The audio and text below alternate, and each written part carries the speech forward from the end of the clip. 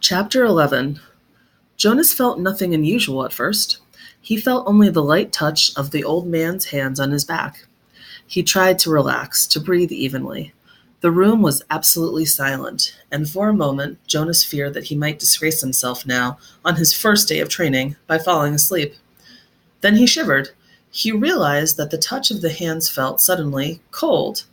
At the same instant, breathing in, he felt the air change, and his very breath was cold. He licked his lips, and in doing so, his tongue touched the suddenly chilled air.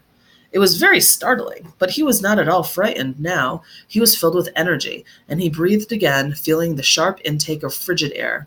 Now, too, he could feel cold air swirling around his entire body. He felt it blow against his hands where they lay at his sides and over his back. The touch of the man's hands seemed to have disappeared. Now he became aware of an entirely new sensation. Pinpricks? No, because they were soft and without pain. Tiny, cold, feather-like feelings peppered his body and face. He put out his tongue again and caught one of the dots of cold upon it. It disappeared from his awareness instantly, but he caught another, and another. The sensation made him smile. One part of his consciousness knew that he was still lying there on the bed in the annex room. Yet another, separate part of his being was upright now, in a sitting position, and beneath him he could feel that he was not on the soft, decorated bed covering at all, but rather seated on a flat, hard surface. His hands now held, though at the same time they were still motionless at his sides, a rough, damp rope.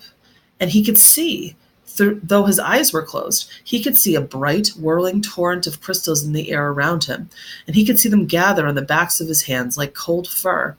His breath was visible.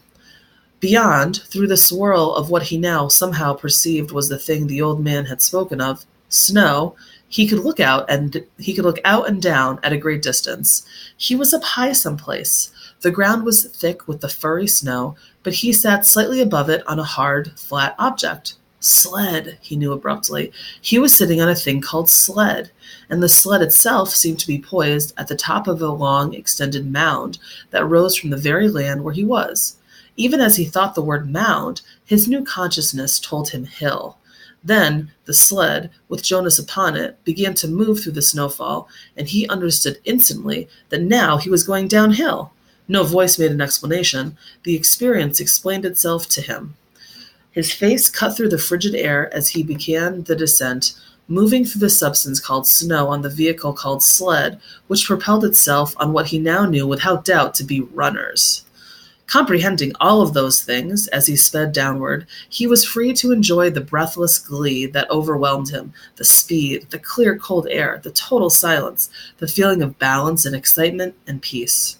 Then, as the angle of incline lessened, as the hill, flattened, nearing the bottom, the sled's forward motion slowed. The snow was piled around it, and he pushed with his body, moving it forward, not wanting the exhilarating ride to end.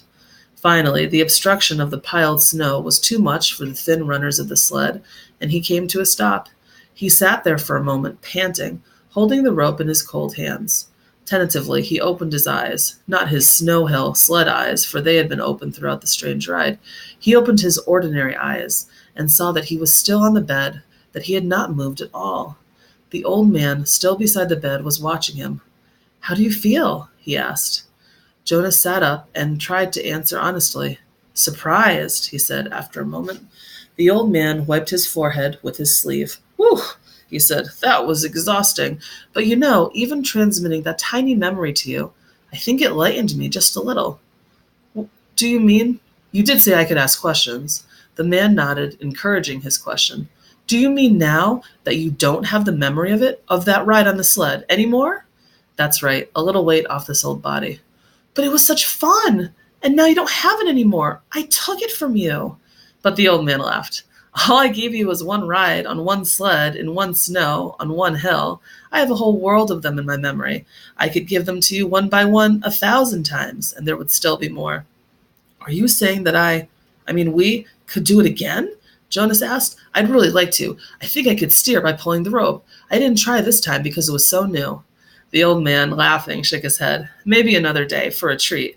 But there's no time really, just to play. I only wanted to begin by showing you how it works." Now, he said, turning businesslike, lie back down. I want to. Jonas did. He was eager for whatever experience would come next, but he had suddenly so many questions. Why don't we have snow and sleds and hills, he asked. And when did we, in the past? Did my parents have sleds when they were young? Did you? The old man shrugged and gave a short laugh. No, he told Jonas. It's a very distant memory. That's why it was so exhausting. I had to tug it forward from many generations back. It was given to me when I was a new receiver, and the previous receiver had to pull it through a long time period too. But what happened to those things, snow and the rest of it? Climate control. Snow made growing food difficult, limited the agricultural periods, and unpredictable weather made transportation almost impossible at times. It wasn't a practical thing, so it became obsolete when we went to sameness. And hills, too, he added. They made conveyance of goods unwieldy. Trucks, buses, slowed them down. So, he waved his hand as if a gesture had caused hills to disappear. Sameness, he concluded. Jonas frowned. I wish we had those things still, just now and then. The old man smiled. So do I, he said. But that choice is not ours. But, sir, Jonas suggested, since you have so much power, the man corrected him. Honor, he said firmly. I have great honor. So will you. But you will find that that is not the same as power. Lie quietly now. Since we've entered into the topic of climate, let me give you something else. And this time I'm not going to tell you the name of it because I want to test the receiving. You should be able to perceive the name without being told. I gave away snow and sled and downhill and runners by telling them to you in advance. Without being instructed, Jonas closed his eyes again. He felt the hands on his back again. He waited. Now it came more quickly, the feelings. This time, the hands didn't become cold, but instead began to feel warm on his body. They moistened a little. The warmth spread, extending across his shoulders, up his neck, onto the side of his face. He could feel it through his clothed parts too, a pleasant, all-over sensation. And when he licked his lips this time, the air was hot and heavy. He didn't move. There was no sled. His posture didn't change. He was simply alone someplace, out of doors, lying down, and the warmth came from far above. It was not as exciting as the ride through the snowy air, but it was pleasurable and comforting. Suddenly, he perceived the word for it. Sunshine. He perceived that it came from the sky. Then it ended. Sunshine, he said out loud, opening his eyes. Good, you did get the word. That makes my job easier, not so much explaining. And it came from the sky. That's right, the old man said. This is the way it used to. Before sameness, before climate control, Jonas added. The man laughed. You receive well and learn quickly. I'm very pleased with you. That's enough for today, I think. We're off to a good start. There was a question bothering Jonas. Sir, he said, the chief elder told me, she told everyone, and you told me too, that it would be painful.